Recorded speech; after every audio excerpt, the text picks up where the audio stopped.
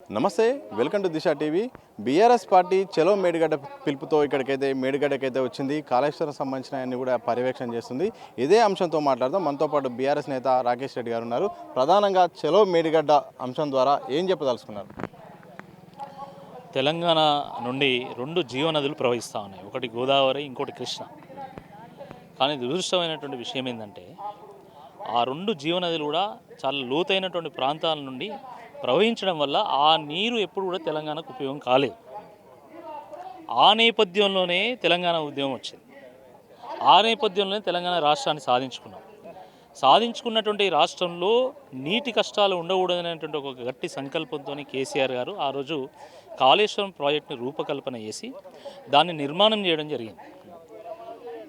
అయితే ఆ కాళేశ్వరం ప్రాజెక్టులో దురదృష్టవశాత్తు ఒక మేడిగడ్డలో ఉన్నటువంటి రెండు పిల్లర్లు కుంగడంతో ఈ ప్రాజెక్టు కోసం ఖర్చు పెట్టినటువంటి 93,000 కోట్ల రూపాయలు గోదావరి పాలైనాయి, గంగ పాలైనాయి, నీళ్ల పాలైనాయి అని ఏవైతే గోబల్స్ ప్రచారం ఉందో ఇది సరైనటువంటిది కాదు.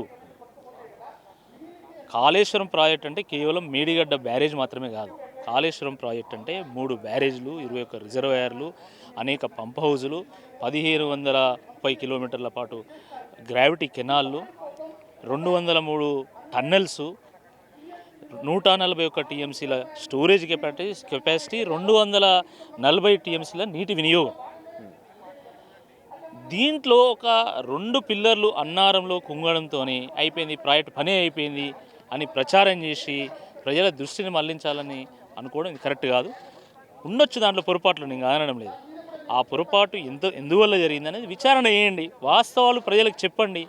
కానీ ఒక ముఖ్యమంత్రి స్థాయిలో ఉన్నటువంటి వ్యక్తి ఈరోజు 2 పిల్లర్లు షీర్కా వాస్తే ఆ షీర్కా వాసిన పిల్లర్లను చూపెట్టడానికి డైరెక్ట్ మేడిగడ్డకు పర్యటనకు రావడము, దాని బేస్డ్గా అనేక అవాస్తవాలను ప్రజల్లో నెట్టేసేటువంటి ఒక ప్రయత్నం చేయడము ఇది కరెక్ట్ది కాదు, ఇది సమంజసం కాదు. 70 ఏళ్ళ స్వతంత్ర దేశంలో తెలంగాణలో ఇలాంటి ప్రాజెక్టు చాలా అరుదైనది. భారతదేశంలో కూడా చాలా అరుదైనటువంటి ఒక ప్రాజెక్టు, దాన్ని అప్రిషియేట్ చేయాలా. దాంట్లో ఏమైనా పొరపాట్లు, టెక్నికల్ ఫాల్ట్స్ ఉండొచ్చు, ఇంకేమైనా పొరపాట్లు ఉండొచ్చు. నిజంగా ఫాల్ట్లా చూపెట్టండి. కానీ ఒక్కదాన్ని చూపెట్టి మొత్తం ప్రాజెక్టే ఖతం అయిపోయింది అని చెప్పడము, దాని బేస్డ్గా అసలు ఇక్కడ చుట్టుపక్కల ఉన్నటువంటి రైతులకు నీళ్ళు ఇవ్వకపోవడం ఇది చాలా దుర్మార్గం. ప్రజలు క్షమించారు, రైతులు క్షమించారు. ఏ రైతులైతే మార్పు కావాలి అని చెప్పి మీకు ఓట్లేసి మిమ్మల్ని గెలిపించిందో పంట పొలాలు ఎండిన తర్వాత మళ్ళీ ఆ రైతులే ఆ ప్రజలే తిరగబడతారు. ఏ పార్టీకి అధికారం శాశ్వతం కాదండి. 10 ఏళ్ళ కేసీఆర్ గారు పాలన చూసిన తర్వాత ఒక విరామం కావాలనుకున్నారు, మార్పు తీసుకురావాలనుకున్నారు. అయినంత మాత్రాన్ని కేసీఆర్ గారు ఏం చేయలేదని చెప్పడం కూడా వాస్తవం కాదు. అది అంటే ఒక 100 పనులు చేసి ఉండొచ్చు, ఒక 10 పనులు మిస్ అయి ఉండొచ్చు. ఆ 10 పనులు మిస్ అయిన దాని మీద అందరం మాట్లాడినాం, మీరు కూడా మాట్లాడుతున్నారు, మాట్లాడండి. కానీ ఈ రైతులకు సంబంధించినటువంటి అంశం పట్టుకొని మొత్తం రాజకీయం చేయదలుచుకుంటే ఇది కరెక్ట్ కాదు. కేవలం ఏంటంటే 6 గ్యారెంటీలు ఇచ్చినాము, పార్లమెంట్ ఎన్నికల్లోపు 6 గ్యారెంటీలు అమలు చేయలేము. కాబట్టి పార్లమెంట్ ఎన్నికల్లో ఎక్కడ ఓటమి ఎదురవుతుందో అనేటువంటి ఒక భయంతో ఈరోజు రేవంత్ రెడ్డి గారు ఈ కుట్రకు తెరలేపడం జరిగింది. ఇది సరైనటువంటిది కాదు. ఈ సందర్భంగా ఈ రాష్ట్రంలో ఉన్నటువంటి అందరి యూనివర్సిటీ విద్యార్థులను, మేధావులను, విద్యావంతులను, ప్రొఫెషనల్స్ని నేను కోరుతున్నా, అందరూ కూడా ఈ కాళేశ్వరం ప్రాజెక్ట్ని మీరు విజిట్ చేయండి. మీ నాలెడ్జ్ కోసం మీరు విజిట్ చేయండి, వాస్తవాన్ని తెలుసుకోండి. పొరపాటు జరిగి ఉండొచ్చు, పొరపాటు ఏందో చెప్పాలి. కానీ ఇది చెప్పకుండా రాజకీయం చేస్తే ప్రజలే దాన్ని తప్పకుండా తిప్పికొడతారు. నేను అందరినీ అప్పీల్ చేస్తున్నా, ఒకసారి విజిట్ చేయండి. విజిట్ చేస్తే వాస్తవం తెలుస్తుంది. ఈరోజు మేము విజిట్ చేసిన తర్వాత మాకు కూడా తెలిసింది వాస్తవం ఏందని చెప్పేసి. ఆ ప్రాజెక్టు దగ్గర నిల్చుంటే అలా కట్టినటువంటి పిల్లర్లు ఎన్నునే కూడా లెక్కబెట్టలేనటువంటి పిల్లర్లు కట్టి అంత పెద్ద బ్యారేజ్ కడితే దాంట్లో ఒక 2 పిల్లర్లు ఉంగితే దాని బేస్డ్గా రాజకీయం చేయడం ఇది కరెక్ట్ కాదు.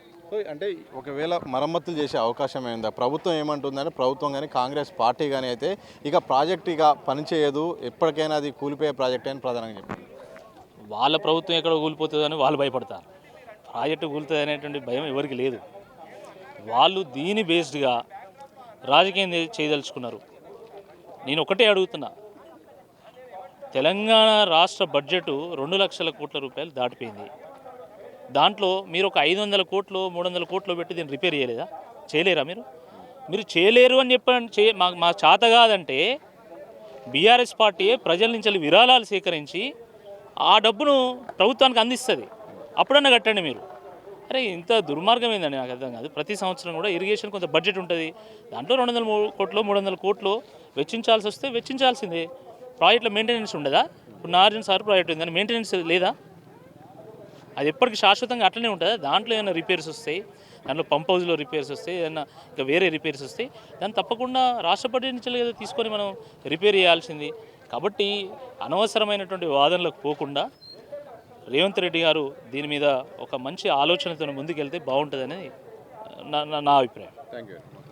మొత్తంగా ఇది బీఆర్ఎస్ నేత రాకేష్ రెడ్డి గారు ప్రధానంగా చెప్తుంది. సో కాళేశ్వరం విషయంలో ఒకవేళ తప్పులు జరగవచ్చు, కానీ దాని పట్ల విచారణ చేయాల్సిన అవసరం ఉంది. అలాగే ఎక్కడైతే ఏమేమి జరిగినాయో ఆ పిల్లర్లను కూడా మరోసారి పునరుద్ధరించే అవకాశం కూడా ఉంది. కాబట్టి ప్రభుత్వం ఆ దిశగా ఆలోచించాల్సిన అవసరం ఉందని కూడా వారు చెప్తున్న సందర్భం చూడొచ్చు. కెమెరా పర్సన్ మసంతో సతీష్, దిశ టీవీ, హైదరాబాద్.